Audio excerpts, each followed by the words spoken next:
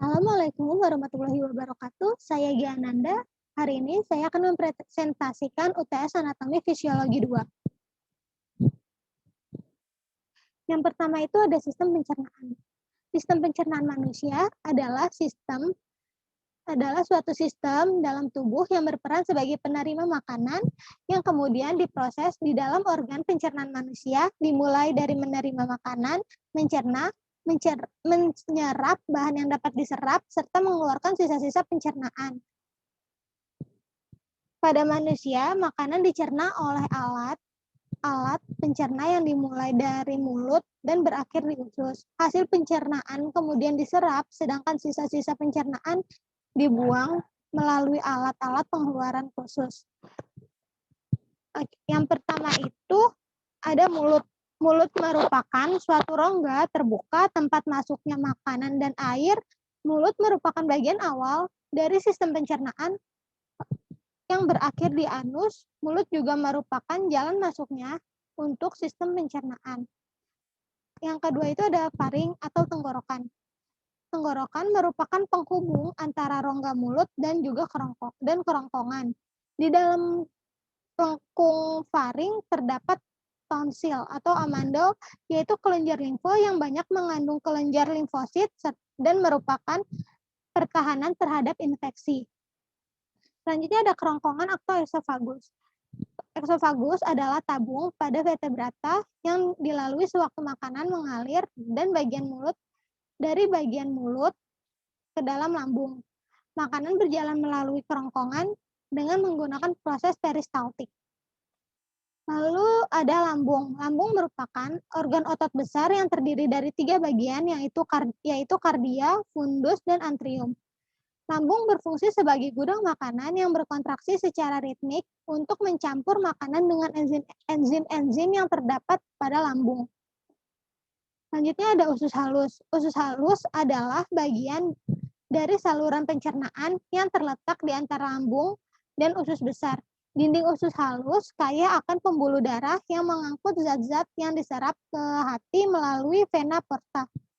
Selanjutnya ada usus besar. Usus besar adalah bagian usus antara usus buntu dan juga rektum. Fungsi utama usus besar adalah menyerap air dari feses. Banyak bakteri yang terdapat di usus besar yang berfungsi mencerna beberapa bahan dan membantu menyerap zat-zat gizi.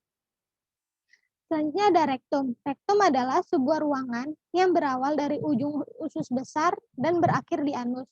Organ ini berfungsi sebagai tempat penyimpanan sementara feses. Yang terakhir ada anus. Anus merupakan lubang di ujung saluran pencernaan di mana bahan limbah keluar dari tubuh. Pembukaan dan penutupan anus diatur oleh otot sphincter. Feses dibuang dari tubuh melalui proses defikasi yang merupakan fungsi utama anus.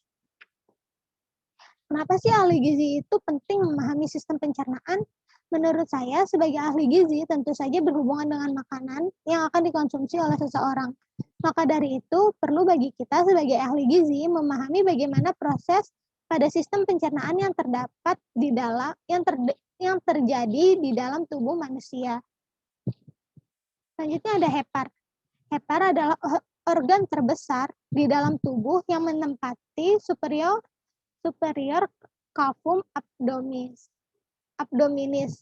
pada kuadran kanan atas abdomen. Sebagian besar hepar terletak di bawah akrus costalis, dexter, dan diafragma. Setengah bagian kanan memisahkan hepar dari pleura, paru-paru, perikardium, dan jantung. Hepar menghasilkan empedu setiap harinya. Empedu penting dalam proses absorpsi dari lemak pada usus halus. Setelah digunakan untuk membantu absorpsi lemak, empedu akan direabsorpsi kembali di ilenium dan kembali lagi ke hepar. Fungsi hepar yang lain adalah sebagai tempat penyimpanan vitamin A, D, E, K, dan vitamin B12. Sedangkan mineral yang disimpan di dalam hepar antara lain ada tembaga dan juga besi. Apa sih hubungan hepar dengan sistem pencernaan? Sebagai organ yang sangat vital, hepar atau hati memiliki peran yang sangat penting dalam sistem pencernaan. Saat makanan masuk ke dalam tubuh, hati akan memproduksi cairan empedu untuk memecah lemak yang terdapat di lambung. proses nutrisi yang disalurkan ke sistem tubuh dan menghasilkan kadar gula atau glukosa yang digunakan dalam sistem pencernaan. Selanjutnya ada jantung. Jantung adalah organ otot yang berongga dan berukuran sebesar kepalan tangan. Fungsi utama jantung adalah memompa darah ke pembuluh darah dengan kontraksi ritmik dan berulang. Jantung normal terdiri dari 4 ruang. 2 ruang jantung atas dinamakan atrium dan 2 ruang jantung di bawahnya dinamakan ventrikel yang berfungsi sebagai pompa. Jantung dianggap sebagai 2 bagian pompa yang terpisah terkait fungsinya sebagai pompa darah. Masing-masing terdiri dari 1 atrium, ventrikel kiri dan kanan. Berdasarkan sirkulasi dari kedua bagian pompa jantung tersebut, pompa kanan berfungsi untuk sirkulasi paru, sedangkan bagian pompa jantung yang kiri berperan dalam sirkulasi sistemik untuk seluruh tubuh. Hubungan jantung dan sistem pencernaan. Hubungan antara sistem pencernaan dan peredaran darah adalah kedua sistem ini termasuk dalam sistem transportasi, di mana kedua sistem ini saling bersinambung di dalam tubuh manusia.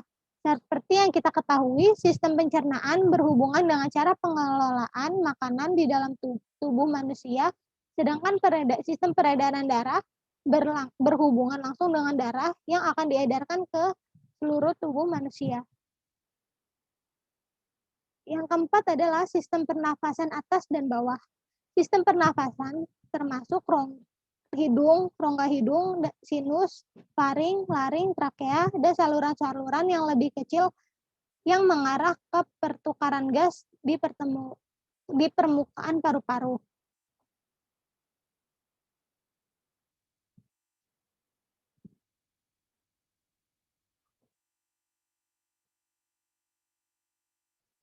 Respirasi adalah suatu peristiwa ketika tubuh kekurangan oksigen atau O2 dan O2 yang berada di luar tubuh dihirup atau inspirasi melalui organ pernafasan. Pada keadaan tertentu, tubuh kelebihan karbon dioksida atau CO2, maka tubuh berusaha untuk mengeluarkan kelebihan tersebut dan menghembuskan nafas atau ekspirasi sehingga terjadi suatu keseimbangan antara O2 dan CO2 di dalam tubuh. Sistem pernafasan yang pertama ada hidung. Hidung merupakan saluran udara yang pertama yang mempunyai 2 lubang dan dipisahkan oleh sekat hidung. Lalu ada sinus, merupakan rongga berisi udara yang berbatasan langsung dengan rongga hidung. Lalu ada faring. Faring merupakan saluran otot yang terletak tegak lurus antara dasar tengkorak dan vertebrata cervicalis. Faring merupakan tempat persimpangan antara jalan nafas dan jalan makanan. Lalu ada trakea. Trakea adalah saluran pernafasan berbentuk pipa yang terdiri dari tulang rawan dan otot serta dilapisi oleh epitel PPC. Lalu ada bronkus. Bronkus merupakan bagian dari traktus tracheobronchial, yaitu suatu struktur yang dimulai dari trakea, kemudian berlanjut menjadi bronkus dan bronchiolus. Lalu ada bronchiolus. Bronkus bercabang berkali-kali sampai menjadi ranting kecil. Ranting bronkus itu bercabang halus berbentuk bronchiolus. Bronchiolus bercabang lagi membentuk ranting yang disebut bronchiolus ujung. Lalu ada alveolus. Adalah kelompok kantong mirip anggur yang berdinding tipis dan dapat mengembang di ujung saluran nafas penghantar. Apa sih hubungan jantung dengan sistem pernafasan? Hubungan jantung dengan sistem pernafasan dalam tubuh manusia sangat erat. Sistem pernafasan adalah proses pertukaran oksigen dan karbon dioksida. Dan oksigen yang dibutuhkan tubuh akan diangkut oleh darah dan dipompa ke seluruh tubuh oleh jantung. Proses ini disebut sistem peredaran darah. Sistem peredaran darah manusia dibagi menjadi 2, yaitu sistem peredaran darah kecil, jantung sampai paru-paru, jantung ke paru-paru, dan sistem peredaran darah besar, yaitu jantung ke seluruh tubuh. Ini adalah daftar pustaka atau referensi yang saya gunakan sumber referensi yang saya gunakan untuk membuat presentasi ini. Sekian, terima kasih. Assalamualaikum warahmatullahi wabarakatuh.